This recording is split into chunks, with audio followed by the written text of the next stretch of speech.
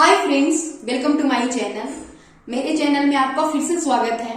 आज मैं आपके लिए क्लास 6 का साइंस का chapter number 1 food where does it come from इसके बारे में एक्सप्लेन करने वाली हूँ। तो चलिए हम अपने वीडियो को करते हैं स्टार्ट। हमारे चैप्टर का नाम है food where does it come from. तो हमारे चैप्टर से ही पता चल रहा है कि हमें फूड के बारे में पढ़ना है। तो चलिए क्या है इस चैप्टर में हम पता करते हैं। What did you eat at home today? Find out what your friend ate today. आज आपने क्या खाना खाया है ये पता करना है, और आपके दोस्तों ने क्या खाना खाया है ये भी पता करना है आपको। Did you eat the same kind of food yesterday and today? क्या आपने वही सेम काइंड ऑफ फूड खाया है जो आपने कल खाया था वही आज भी खाया है? तो आपका आंसर होगा नहीं। We all eat different kinds of food at different times. हम सभी अलग अलग टाइम में अलग अलग फूड खाते हैं, और हमारे जितने भी दोस्त हैं, हमारे बहुत सारे आसपास जितने भी लोग होते हैं वो भी अलग अलग फूड खाते हैं। कभी हम राइस खा लेते हैं, कभी हम चावल खा लेते हैं, कभी वेजिटेबल, कभी दाल, कभी और भी अलग चीज आइसक्रीम कभी खा लेते हैं, कभी कोई ऐसे खिचड़ी खा लेते हैं, और बहुत सारे फूड ऑफ वेराइटी होते हैं। तो हम अलग अलग चीजें ऐसे खाते हैं। अगर मार्केट में चले गए हैं तो वहां अगर मोमोज मिल गया, चाट मिल गया, गोलगप्पा मिल गया, तो इस तरह हम खाते ही रहते हैं। तो हम देखते हैं कि हम अलग अलग टाइम में अलग अलग फूड ऑफ वेराइटी खाते रहते हैं, और हमारे जितने आसपास लोग भी हैं वो भी अलग अलग फूड खाते हैं। इवन कि हम जो कल खाना खाते हैं वो खाना भी हमारे आज के खाने से डिफरेंट होता है। तो इसी को बोलते हैं food of variety, food variety. तो इसके बारे में हम समझेंगे क्या होता है फूड वेराइटी। इसको समझना है एक एक्टिविटी के जरिए जिसमें दिए गए हैं ask your friends in the school about the items they would be eating during a day. अपने दोस्तों से पूछना है कि उन्होंने क्या क्या खाना खाया है, जितने भी आपके दोस्त हो सकते हैं। See if you can also get this information from friends staying in different states of India. अगर आपके कोई फ्रेंड किसी दूसरे स्टेट में रहते हो तो उनसे भी पता करने की कोशिश कीजिए, क्योंकि वो और भी अच्छी बात है। तो इससे हमें यहाँ पे इस तरह का एक टेबल बनाना है जहां पे एक कॉलम, दो कॉलम दिए गए हैं, जिसमें फर्स्ट कॉलम में आपको नाम लिखना है अपने फ्रेंड का, दूसरे कॉलम में उन्होंने क्या क्या खाना खाया है वो आपको यहाँ पे लिखकर बताना है।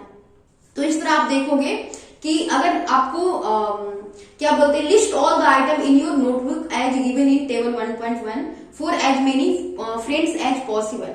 अगर आपके जितने भी ज्यादा दोस्त होंगे उतने ही आपको फूड आइटम, फूड वेराइटी देखने को मिलेगी।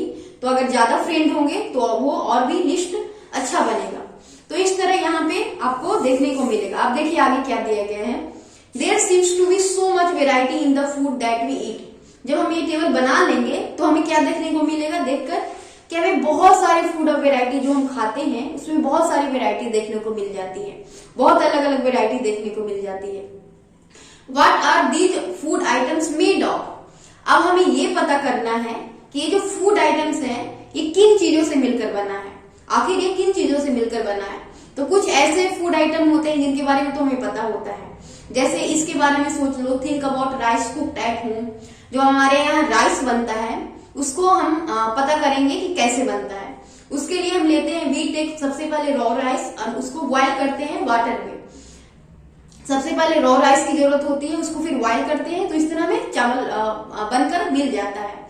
तो इसके लिए जस्ट 2 मटेरियल्स और ingredient are needed to prepare a dish of boiled rice.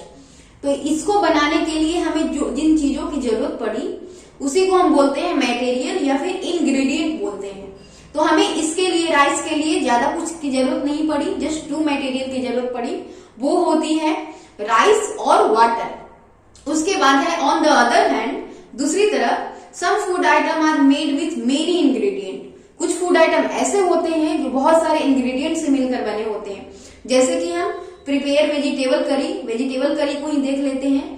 इसके लिए हमें जरूरत होती है different kinds of vegetable, salt, spices, oil, और इस तरह से बहुत सारी चीजों की जरूरत पड़ती है। तो हमने देखा कि राइस को बनाने के लिए बस जस्ट 2 इंग्रेडिएंट की जरूरत पड़ी, और वेजिटेबल करी बनाने के लिए हमें बहुत सारे अलग अलग इंग्रेडिएंट की जरूरत पड़ी। तो कुछ ऐसे फूड आइटम होते हैं जो कम इंग्रेडिएंट में भी तैयार हो जाते हैं, कुछ फूड आइटम ऐसे होते हैं जो बहुत सारे इंग्रेडिएंट की जरूरत पड़ती है। तो उसी को बोलते हैं वो किन चीजों से मिलकर बना होता है कोई भी फूड आइटम, उसी को बोलते हैं हम इंग्रेडिएंट। अब देखिए यहाँ एक्टिविटी 2 दिए गए हैं जिसके जरिए हमको समझना है। Choose some of the items you listed in table 1.1। जो आपने अपने फ्रेंड का जो वो बनाया था, लिस्ट बनाया था, जिनसे पता चला था कि आप बहुत सारे फूड ऑफ वेराइटी हैं, बहुत सारे फूड आइटम का नाम लिखा था, इस फूड आइटम को आपको दूसरे टेबल में बनाना है। और इस तरह यहाँ पे भी 2 कॉलम दे दिए गए हैं। एक कॉलम में तो फूड आइटम का नाम लिखना है, दूसरे कॉलम में हम ये पता करेंगे कि इंग्रेडिएंट ये किन चीजों से मिलकर बना है। तो यहाँ पे फूड आइटम आप लिखोगे, यहाँ पे इंग्रेडिएंट का पता करोगे। तो जैसे यहाँ पे कुछ एग्जाम्पल दे दिए गए हैं, जैसे कि रोटी चपाती किन चीजों से मिलकर बना होता है, तो इसके लिए हमें जरूरत होती है आटा की और वाटर की। दाल के लिए हमें चाहिए पल्सेस, वाटर, साल्ट, ऑयल, घी, स्पाइसेस, इन चीजों की जरूरत पड़ी। उसी तरह आप और भी अलग अलग चीजों का नाम लिख सकते हो, जैसे कि मटर पनीर लिख सकते हो। तो मटर के लिए बहुत सारी चीजों की जरूरत पड़ती है। क्या क्या? सबसे पहले तो मटर की जरूरत होती है, उसके बाद पनीर की जरूरत पड़ती है, ऑयल की जरूरत पड़ेगी या फिर घी की जरूरत पड़ेगी, उसके बाद कुछ स्पाइसेस की जरूरत पड़ेगी। तो इस तरह आप देखो कुछ वेजिटेबल की भी जरूरत पड़ेगी, वेजिटेबल में तो मटर भी आ जाता है। तो इस तरह आपने देखा कि कुछ ऐसे फूड आइटम होते हैं जो कम इंग्रेडिएंट में बन जाते हैं, कुछ फूड आइटम ऐसे होते हैं जिनमें ज्यादा इंग्रेडिएंट की जरूरत पड़ती है। What do we find? Do we find some ingredient common for different food items discuss in class.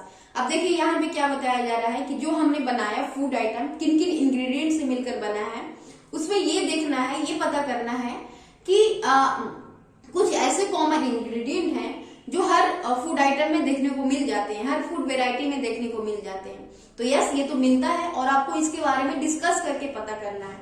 तो कुछ ऐसे इंग्रेडिएंट होते हैं जो हर फूड आइटम में मिल जाते हैं, जैसे कि वाटर के बिना तो लगभग सारी इंग्रेडिएंट बनती ही नहीं है। उसके बाद कुछ ऐसे बन जाते होंगे, लेकिन बहुत सारे इंग्रेडिएंट के लिए वाटर एक कॉमन हो जाता है बहुत सारे डिशेज बनाने के लिए। उसके बाद ऑयल भी होती है, ऑयल से भी बहुत सारे डिश बनते हैं हमारे, ये स्पाइसेस से बनते हैं, वेजिटेबल से बनते हैं।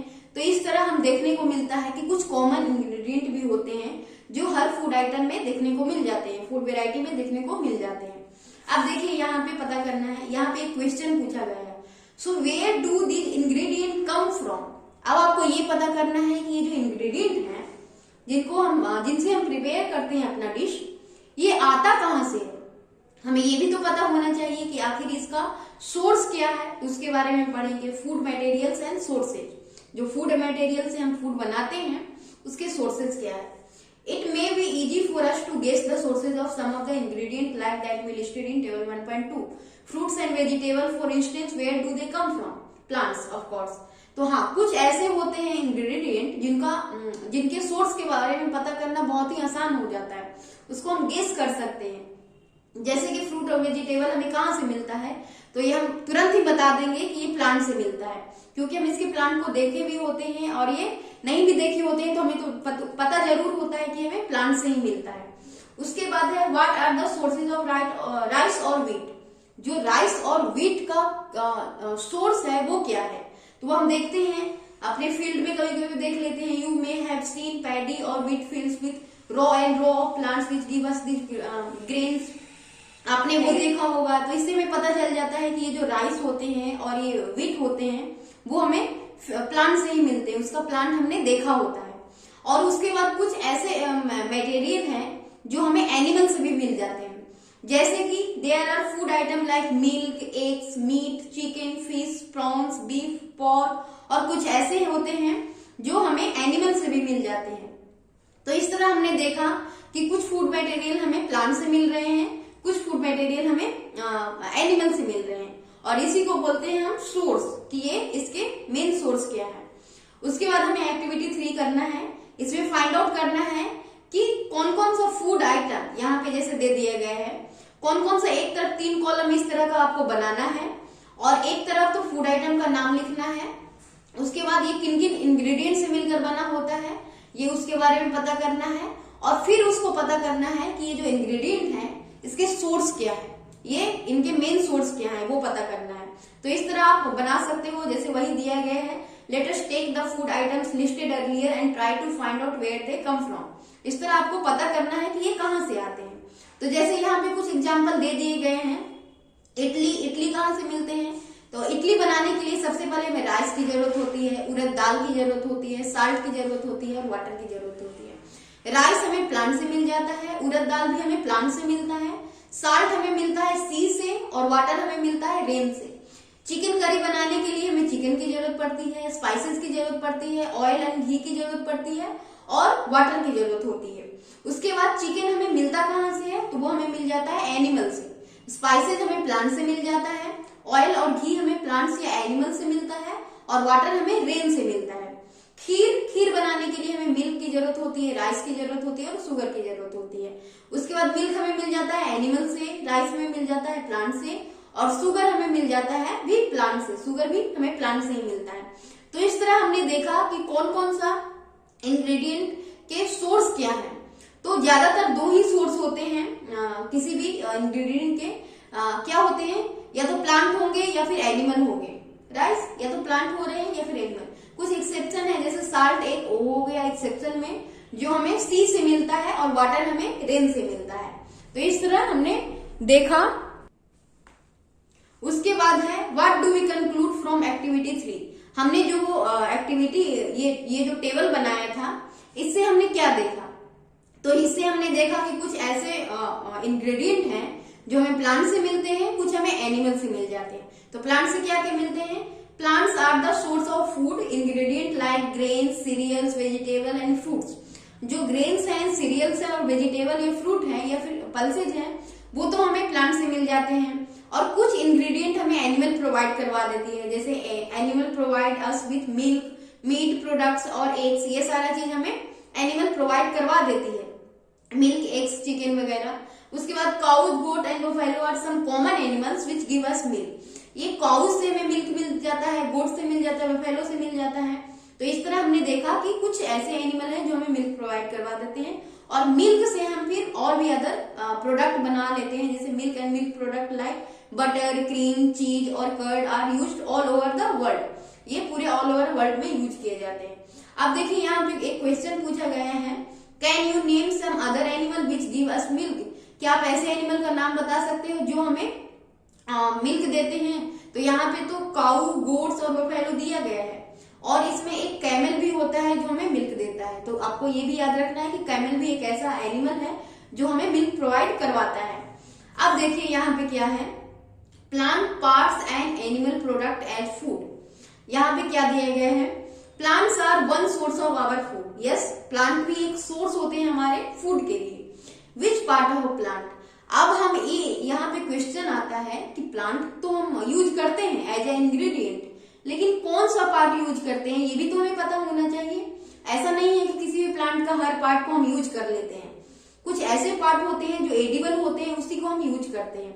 तो जैसे दिया गया है which part of a plant, किस पार्ट के, प्लांट के किस पार्ट को हम यूज करते हैं।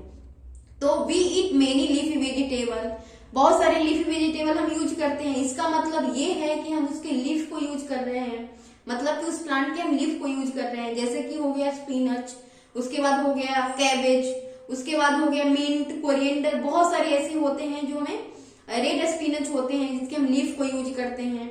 We eat fruits of some plants, किसी प्लांट के हम फ्रूट को यूज कर लेते हैं, जैसे कि टोमेटो फ्रूट को यूज करते हैं, ब्रिंजल। उसके बाद और भी बहुत सारे हैं जिसके हम फ्रूट को यूज करते हैं। समटाइम्स रूट, कभी कभी हम रूट को यूज करते हैं और sometimes stem and even flower, कभी कभी किसी के रूट को यूज कर लेते हैं। रूट के प्लांट के किस पार्ट को यूज करते हैं, कौन से प्लांट ऐसा है जिसके हम रूट को यूज करते हैं। तो रूट हम यूज करते हैं कैरोट, कैरोट हम रूट वाले पार्ट ही खाते हैं। आपने अगर कभी खेतों में देखा होगा, कैरोट का पेड़ देखा होगा, हाँ, तो आपने अगर वो कैरोट का पेड़ देखा होगा तो आपने देखा होगा कि जब हम उसको कबाड़ते हैं तो उसके रूट में वो कैरोट रहता है। इसका मतलब कि हम रूट वाले पार्ट को खाते हैं। उसके बाद टर्निप हो गया, रेडिश हो गया, ये सारे जो ऐसे प्लांट हैं जिसके हम रूट वाले पार्ट को यूज करते हैं। उसके बाद किसी का स्टेम यूज कर लेते हैं, जैसे पोटैटो, जिंजर, ये जो ऐसे प्लांट हैं जिसके हम रूट क्या बोलते हैं, स्टेम वाले पार्ट को हम यूज करते हैं। इवन फ्लावर, किसी किसी प्लांट के फ्लावर को भी हम यूज करते हैं। जैसे यहाँ पे है, have you ever eaten pumpkin flower dipped in rice paste and fried. क्या आपने कभी पंपकिन फ्लावर को राइस के पेस्ट में डुबोकर उसको फ्राई करके खाया है। ट्राई इट, इसको ट्राई जरूर करें। तो अगर आपने खाया है तो जरूर बताएं कमेंट में। मैंने तो खाया है, ये बहुत ही टेस्टी होता है। तो इस तरह हमने देखा कि हम फ्लावर को भी यूज कर ले रहे हैं, किसी के स्टेम को यूज कर लेते हैं, किसी के रूट को यूज कर लेते हैं, किसी के लीफ को यूज कर लेते हैं। तो अलग अलग पार्ट हम यूज करते हैं किसी भी प्लांट का। सम प्लांट्स हैव 2 और मोर एडिबल पार्ट्स। कुछ प्लांट्स ऐसे होते हैं जिसके एक से ज्यादा एडिबल पार्ट्स होते हैं। जिस पार्ट को हम यूज करते हैं उसी को हम बोलते हैं एडिबल पार्ट। तो किसी किसी प्लांट के एक से ज्यादा एडिबल पार्ट होते हैं। Seeds of mustard plant give us oil and the leaves are used as a vegetable. जो मस्टर्ड प्लांट होता है उसके सीड को भी हम ऑयल बनाकर यूज कर लेते हैं और उसके लीव्स को भी हम वेजिटेबल के तौर पे यूज कर लेते हैं। तो इस तरह हम देखते हैं कि मस्टर्ड का जो प्लांट है उसके 2 पार्ट को हम यूज कर रहे हैं। उसके बाद can you think of the different part of a banana plant that are used as food. क्या आप बनाना पार्ट के डिफरेंट पार्ट को कभी आपने यूज किया है? तो आप जरूर बताएं। तो यस, ये यूज किया जाता है। बनाना का जो फ्रूट होता है उसको फ्रूट के तौर पे यूज करते हैं और उसके फ्लावर को भी वेजिटेबल बना के हम यूज करते हैं। तो इस तरह हम देखते हैं कि बनाना प्लांट है उसके भी 2 पार्ट को हम यूज करते हैं। उसके बाद है think of more example where 2 और more parts of a single plant are used as food. आपको ऐसे बहुत सारे एग्जाम्पल को ढूंढना है, आपको पता करना है कि कौन कौन सा ऐसा प्लांट है जिसके एक से ज्यादा पार्ट को हम यूज करते हैं। तो जैसे एक हो गया ये कोरिएंडर का प्लांट। कोरिएंडर की पत्तियां को भी हम यूज कर लेते हैं वेजिटेबल के तौर पे, और जब उसका सीड तैयार हो जाता है तो सीड को स्पाइसेस के रूप में हम यूज कर लेते हैं। तो इस तरह बहुत से प्लांट आप पता करोगे तो आपको पता चल जाएगा कि कुछ प्लांट ऐसे होते हैं जिसके एक से ज्यादा पार्ट को हम यूज करते हैं। अब यहाँ पे एक्टिविटी 4 दिया गया है, इसमें बताया गया है from all the food item you have listed in table 1.3 choose those item whose ingredient are obtained from plant. अब आपने जो पहले वाला जो टेबल बनाया था उसमें ऐसे वो फूड आइटम को चूज करना है जो जिसका इंग्रेडिएंट सिर्फ और सिर्फ प्लांट से मिलता है, और उसके बाद हम ये पता करेंगे कि प्लांट के कौन से पार्ट को हम यूज कर रहे हैं। जैसे कि यहाँ पे कुछ एग्जाम्पल दे दिए गए हैं। पहला में है ब्रिंजल करी। ब्रिंजल करी बनाने के लिए हम किन किन चीजों की जरूरत होती है? तो ब्रिंजल की जरूरत पड़ती है, चिलीज की जरूरत पड़ती है, उसके बाद ऑयल की जरूरत पड़ती है। तो इस तरह ब्रिंजल बना और अब फिर ये पता करेंगे कि यहाँ पे plant part which give us the ingredient. तो ब्रिंजल हम फ्रूट वाले पार्ट को यूज करते हैं, चिली भी होता है फ्रूट वाला पार्ट, और ऑयल होता है हम सीड से बनता है तो सीड वाले पार्ट को यूज करते हैं। तो इस तरह आप और भी लिस्ट जोड़ते जाइए तो आपको पता चलेगा कि कौन कौन सा फूड आइटम किन किन इंग्रेडिएंट से मिलकर बना है और वो जो इंग्रेडिएंट है प्लांट के किस पार्ट से हमें मिल रहे हैं। तो ये बहुत ही इंटरेस्टिंग होने वाला है। अगर आप ये बनाओगे तो बहुत ही आपको अच्छा लगेगा, ज्यादा अच्छे से समझ में भी आएगा।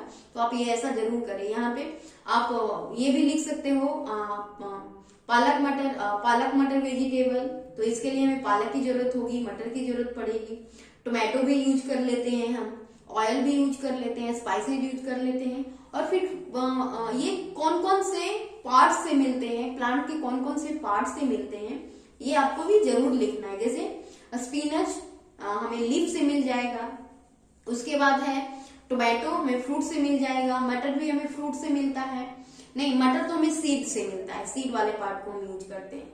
तो इस तरह हम ऑयल हमें मिल जाएगा सीड से, और कुछ स्पाइसेज हमें मिल जाएगा अलग अलग पार्ट से। तो इस तरह यहाँ पे एक वार्निंग दे दिए गए हैं बच्चों के लिए, do not try to taste unknown plant around you to see if they are edible. किसी अननोन प्लांट को आप कभी टेस्ट मत करना, क्योंकि ये पॉइजनस होते हैं, ये जहरीले हो सकते हैं और ये आपको नुकसान पहुंचा सकते हैं। तो कभी भी आपको ऐसे अननोन जिसको पता नहीं हो कि इसको खाया जाता है या नहीं जाता है, उसको कभी भी टेस्ट ना करें।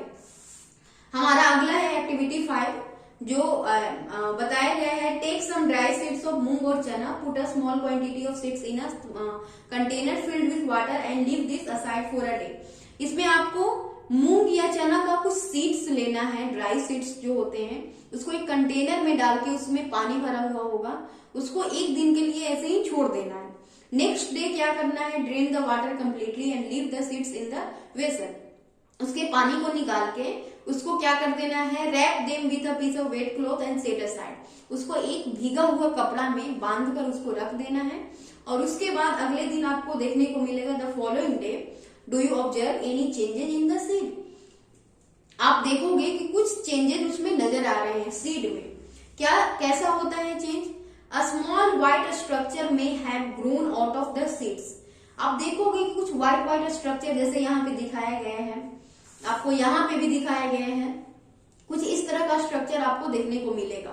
तो ये क्या होता है, इसका मतलब है ये कि ये जो सीड हमारा है वो स्प्राउटेड हो गया है, स्प्राउटेड हो गया है, मतलब जिसको बोलते हैं अंकुरित हो गया है, उसके अंकुर निकल आए हैं, स्प्राउट निकल आए हैं। अगर ऐसा एक दिन में नहीं होता है तो आपको क्या करना है, उस सीड को if not wash the seed in the water, drain the water and leave them aside for another day, उसको फिर से वॉश करके उसको फिर से उसी तरह बांध के कपड़े में भींगे हुए वेट क्लोथ्स होने चाहिए, उसको बांध के फिर से उसको छोड़ देना है और उसको फिर अगले दिन देखना है उसमें से वो स्प्राउटेड हुआ है या नहीं। तो अगले दिन जरूर स्प्राउटेड हो जाएगा, एक दो दिन के बाद हो ही जाता है, तो उसको फिर आप यूज कर सकते हो खाने के लिए। इस तरह स्प्राउटेड सीड को after washing these seeds you can eat them, उसके बाद आप खा सकते हो। They can also be boiled, add some spices and get a tasty snack to eat, आप इसको बॉइल करके भी खा सकते हो, कुछ स्पाइसेस को मिक्स करके भी खा सकते हैं। अब देखिए यहाँ पे अगला हमारा है, इसको हनी के बारे में पता करना है कि हनी जो हमारा है वो कहाँ से मिलता है। Do you know where honey comes from और हाउ इट इज प्रोड्यूस्ड, क्या आप जानते हो कि हनी कहाँ से मिलता है। तो अगर आप जानते हो तो अच्छी बात हो है, और नहीं जानते हो तो इसके जरिए आप समझ जाओगे। Have you seen a beehive where so many bees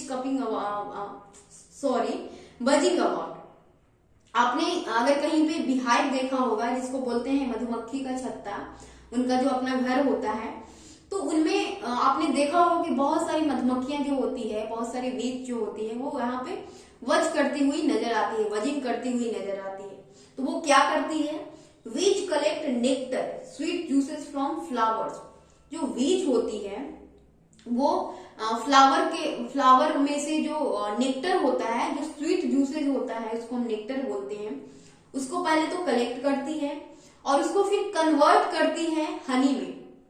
Honey में कन्वर्ट करने के बाद उसको स्टोर करके रखती है, और ये ऐसा इसलिए करती है क्योंकि फ्लावर्स एंड देयर नेक्टर में be available only for a part of the year, ऐसा माना जाता है कि ये हो सकता है कि फ्लावर या फिर उसके नेक्टर जो होते हैं वो पूरे साल नहीं मिलते होंगे, इसलिए वो पूरे साल अपना भोजन प्रिपेयर करके रखती है, स्टोर करके रखती है।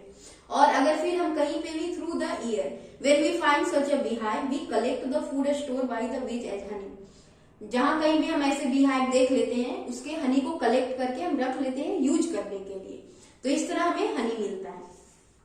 उसके बाद है what do animal eat, animal क्या खाते हैं, हम ये एक्टिविटी के जरिए हम समझेंगे।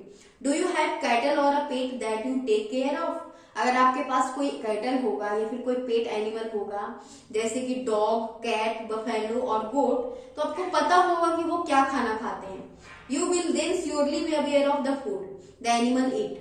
व्हाट अबाउट अदर एनिमल, और जिसको हम पेट बना के नहीं रखते हैं उसके बारे में क्या, तो आपको ये ऑब्जर्व करके देखना है कि स्क्विरल क्या खाती है, पिजन क्या खाता है, लिजर्ड क्या खाता है, और छोटे छोटे जो इंसेक्ट होते हैं वो क्या खाते होंगे, वो भी तो कुछ, उनका भी तो फूड होता होगा, तब तो वो जिंदा है। तो इस तरह हम देखेंगे। यहाँ एक्टिविटी 6 दिया गया है, इसमें इस तरह का देखिए, यहाँ पे आपको लिस्ट बना हुआ मिलेगा, यहाँ पे इस तरह का आपको लिस्ट लिखा हुआ है। इसमें बहुत सारे एनिमल का नाम लिखा गया है और उनके क्या फूड होते हैं वो आपको लिखना है। आप और भी एनिमल को ऐड कर सकते हो, यहाँ पे बहुत सारे एनिमल दे दिए गए हैं। जैसे बफेलो क्या खाती है, तो ग्रास खाती है, ऑयल केक खाती है, हे खाती है, ग्रेन्स खाती है। कैट क्या खाती है, कैट स्मॉल एनिमल को खा जाती है, रेट वगैरह को खा जाती है, वर्ड्स को खा जाती है, मिल्क भी खाती है। रेट क्या खाता है, रेट तो ग्रेन्स खाता है, ग्रेन्स वाली चीजें खाता है। लायन दूसरे एनिमल को खा जाता है, टाइगर दूसरे एनिमल को खाता है, और स्पाइडर छोटे छोटे स्मॉल इंसेक्ट को खा जाता है, तो यहाँ पे लिख देना है। इस तरह आप कॉपी में बनाएं लिस्ट तो बहुत अच्छा होगा। हॉर्स लिजर्ड होता है, हॉर्स लिजर्ड जो होता है वो भी छोटे छोटे स्मॉल इंसेक्ट को खा जाता है। काऊ काऊ तो ग्रेन खाती है और हे खाती है, ग्रेन्स खाती है। और ह्यूमन बींग तो बहुत सारी चीजें खाते हैं ना, दूसरे एनिमल को भी खा जाते हैं, जैसे फिश वगैरह को, चिकन वगैरह को, और ग्रेन्स भी खाते हैं, फ्रूट वेजिटेबल भी खाते हैं। तो वो सारा चीज आपको लिख देना है। बटरफ्लाई फ्लावर के जूस को खाती है। क्रो क्या खाता है? क्रो दूसरे एनिमल को भी खा जाता है, मरा हुआ एनिमल को भी, और ग्रेन्स भी खाता है। और इस तरह आप और भी ऐड कर सकते हो। तो इससे यहाँ पे ये देखने को हमें मिल रहा है, इस लिस्ट से हमें ये देखने को मिलेगा कि कुछ एनिमल ऐसे हैं जो प्लांट वाली चीजें खाते हैं, और कुछ एनिमल ऐसे हैं जो दूसरे एनिमल को खा लेते हैं, और कुछ एनिमल ऐसे हैं जो दोनों चीजें खाते हैं। प्लांट वाली चीजें तो खाते ही खाते हैं, उसके साथ ही दूसरे एनिमल को भी खा लेते हैं। तो इससे हम इसको 3 कैटेगरी में डिवाइड करना है। अब यहाँ पे देखिए इस तरह का टेबल दिया गया है, इसके जरिए हम समझेंगे कि यहाँ जैसे दिया गया है 3 टेबल, हार्बीवोर्स, कार्निवोर्स, ओमनीवोर्स। तो हार्बीवोर्स उसको बोलते हैं जो सिर्फ प्लांट वाली चीजें खाता है। जैसे यहाँ दिए गए हैं, यहाँ पे दे दिए गए हैं, have a look again at table 1.5 and group the animals enter here as follows. Place animal which eat only plants और plant product in group first. Group first में उस एनिमल को रखना है जो सिर्फ प्लांट वाली चीजें खाता है, और उसको हम बोलते हैं herbivores. There are some animal which eat other animals, place these in group 2। जो दूसरे एनिमल को खाता है उसको ग्रुप 2 में रखना है, और उसको हम बोलते हैं कार्निवोर्स। और तीसरे ऐसे एनिमल होते हैं जो दोनों चीजें खाते हैं, प्लांट वाली चीजें भी खाते हैं और दूसरे एनिमल को भी खा लेते हैं, उसको हम बोलते हैं ओमनीवोर्स। तो इस तरह हमने देखा कि कौन कौन सा एनिमल किस किस कैटेगरी में आता है, उसके अनुसार हमने अलग अलग नाम भी दिया है। तो यहाँ पे कुछ एग्जाम्पल दे दिए गए हैं। काऊ हार्बीवोर्स होते हैं, सिर्फ प्लांट प्रोडक्ट खाता है। लायन दूसरे एनिमल को खाता है, इसलिए वो कार्निवोर्स कहलाएगा। और डॉग ओमनीवोर्स कहलाएगा, क्योंकि ये दोनों चीजें खाता है। इस तरह हम ले सकते हैं रैट को, तो रैट होता है ये हार्बीवोर्स, रैट हार्बीवोर्स होता है। उसके बाद ये क्या बोलते हैं, लायन, तो लायन तो पहले से दे दिए गए हैं। बफेलो को हम रख सकते हैं हार्बीवोर्स में, क्योंकि ये सिर्फ प्लांट वाली चीजें खाती है। टाइगर हो जाएगा कार्निवोर्स में, स्पाइडर हो जाएगा कार्निवोर्स में, हॉर्स लिजर्ड जो होते हैं वो भी कार्निवोर्स में आ जाएंगे, और काऊ तो पहले से दिए गए। ह्यूमन बींग आ जाएंगे ओमनीवोर्स में, क्योंकि ह्यूमन बींग ऐसा है जो दोनों चीजें खाता है, प्लांट वाली चीजें भी खाता है और एनिमल को भी खाता है, एनिमल वाला प्रोडक्ट भी खाता है। उसके बाद है बटरफ्लाई, तो बटरफ्लाई आ जाएगा हार्बीवोर्स में, फ्लावर पे रहती है। क्रो हो जाएगा ओमनीवोर्स, दोनों चीजें खाती है। और इस तरह आप बहुत सारे एनिमल को ऐड कर सकते हो, और इससे आपको देखने को ये मिला कि कौन कौन सा एनिमल किस किस कैटेगरी में आता है, और ह्यूमन बींग आते हैं ओमनीवोर्स में। तो आपको ये याद जरूर करना है, हार्बीवोर्स किसे कहते हैं, कार्निवोर्स किसे कहते हैं, और ओमनीवोर्स किसे कहते हैं। अब देखिए यहाँ पे कुछ दे दिए गए हैं। पहली बार to know where you would place human being, तो ह्यूमन बींग को हमने ओमनीवोर्स में रखा है, क्योंकि ये दोनों चीजें खाते हैं। अब ह्यूमन बींग भी कुछ ऐसे होते हैं जो सिर्फ हार्बीवोर्स होते हैं या फिर ओमनीवोर्स होते हैं, 2 कैटेगरी में आते हैं। कुछ ह्यूमन बींग ऐसे होते हैं जो सिर्फ प्लांट वाली चीजें खा के रहते हैं, और कुछ एनिमल ऐसे होते हैं, कुछ ह्यूमन बींग, एनिमल नहीं, सॉरी मैं एनिमल बोल दे रही हूँ, ह्यूमन बींग ऐसे होते हैं जो दोनों चीजें खाते हैं। जो दोनों चीजें खाएंगे वो ओमनीवोर्स में आएंगे, और जो सिर्फ प्लांट वाली चीजें खाएंगे उसको हार्बीवोर्स कहेंगे। अब देखिए यहाँ पे कुछ दिए गए हैं। We know that there are many amongst us who do not get sufficient food. अब हम में से कुछ लोग ऐसे भी हैं हमारे देश में जिनको सफिशिएंट फूड नहीं मिलता है, उनको खाने के लिए अच्छे फूड नहीं मिलता है। तो इसके लिए हम क्या कर सकते हैं, we need to find ways by which more food can be produced in the country. हम ऐसे तरीके ढूंढने होंगे जिससे हमारे देश में ज्यादा से ज्यादा फूड ग्रो हो सके, ताकि किसी को बिना फूड के बिना ना रहना पड़े, उनको अच्छी तरह से फूड उपलब्ध हो। और सिर्फ ये करने, that will not be enough, सिर्फ यही इनफ नहीं होगा, इसके बाद भी और कुछ करना होगा। We will need to find ways to ensure that this food is made easily available to each one of us. हमें ये भी इंश्योर करना होगा कि जो फूड है, जो फूड ज्यादा प्रोड्यूस्ड हुआ है वो सबको इजिली अवेलेबल हो।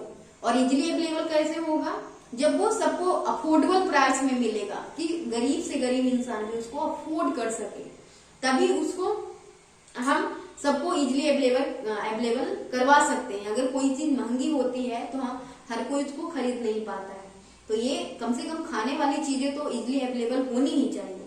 तो ये हमें करने की जरूरत है, क्योंकि हम अपने कंट्री को तभी हम अच्छे से हेल्दी रख सकते हैं।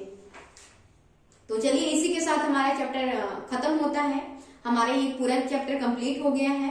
अगले पार्ट में, ये हमारा पार्ट फर्स्ट है, अगले पार्ट में मैं आपको क्वेश्चन आंसर करवा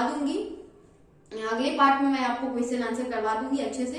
तो उसके लिए आप वेट जरूर करें और उसके लिए आप सब्सक्राइब करें।